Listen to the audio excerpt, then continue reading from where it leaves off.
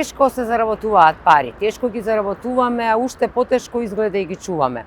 Како молња одекна веста во светот дека две американски банки пропаднаа само за неколку дена и тоа мокни, влијателни американски банки. Нормално се поставува прашањето доколку американските банки, а и швајцарската една од најстарите банкарски институции во Швајцарија, исто така пред банкрот беше, ја спасија во последен момент. Кога ова се случува во Швајцарија и во Соединетите американски држави, нормално е да се запрашаме каква состојба се нашите банки, колку се сигурни нашите пари. Дали се сигурни банките во Македонија?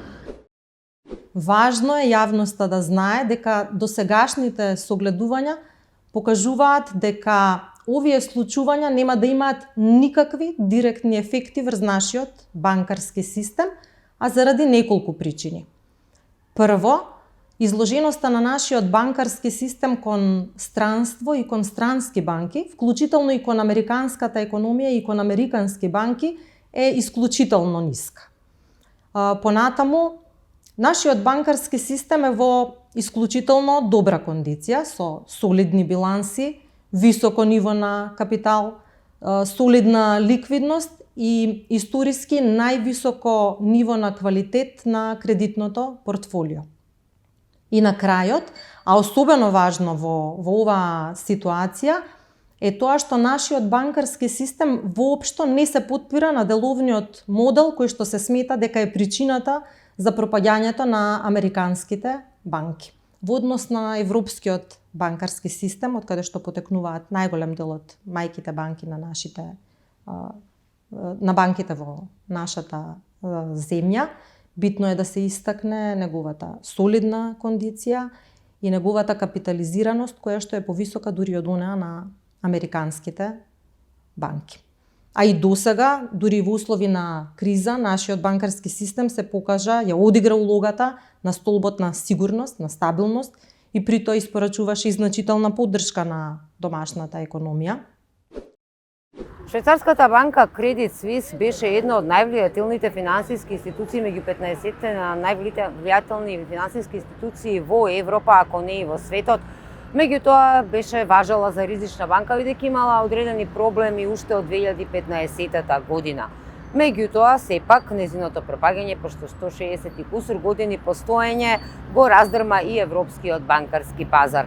За да не се случи домино ефект, како што велат, и да започне нова банкарска криза, Европа брзо реагираше, а и швајцарската влада брзо реагираше. Банката е спасена во последен момент, односно ја презеде незиниот конкурент UBS банка со огромна финансиска надокнада и од страна на државата.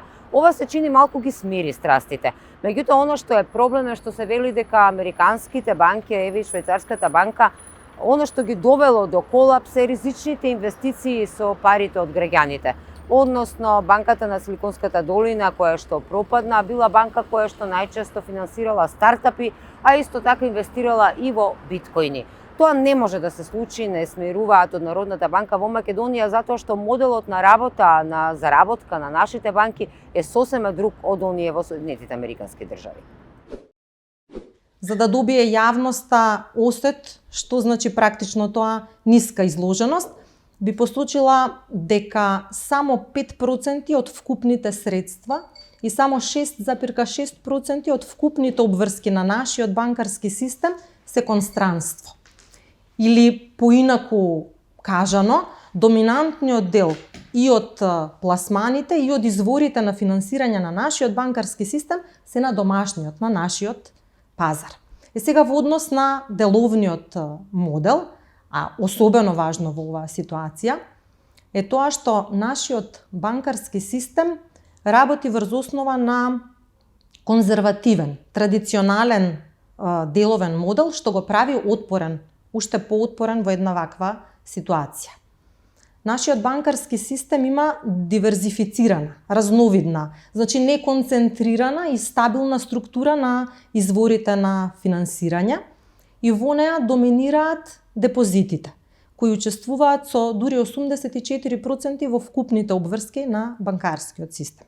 При тоа, дури 2/3 од овие депозити потекнуваат од населението. Останатите извори на финансирање во најголем дел се однесуваат на капиталот и резервите на банките, кои што имаат највисок квалитет. Зошто бидејќи се неповратен извор, а со тоа и најстабилен извор на финансирање на банките. Сега, вака прибраните средства, нашиот банкарски систем доминантно ги пласира во кредити на нефинансиски субјекти.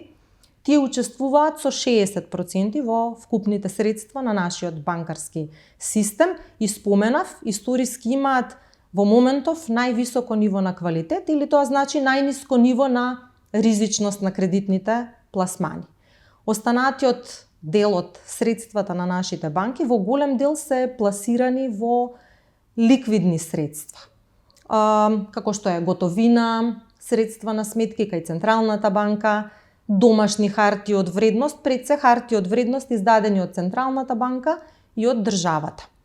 Наспроти тоа, вложувањата во хартии од вредност издадени од странски субјекти е многу ниска и таа е околу 1% од вкупните средства на банкарскиот систем. Оно што е последна информација е дека е ригорозна контролата врз македонските банки и веројатно ќе биде уште поригорозна сега и после сите овие случувања во банкарскиот сектор во светот. Но оно што одекна како вест е дека ќе се зголемуваат каматите на влаганичките записи на 5,5%. Што ова значи? Ова значи дека не е автоматско, меѓутоа банките сега можат да решат да донесат деловна одлука поради зголемувањето на оваа каматна стапка, да ги зголемат и каматните стапки на кредитите. Што ова значи за нас обичните граѓани? Значи поскапи кредити. Ке следиме што ќе се случува со банкарскиот сектор во Македонија.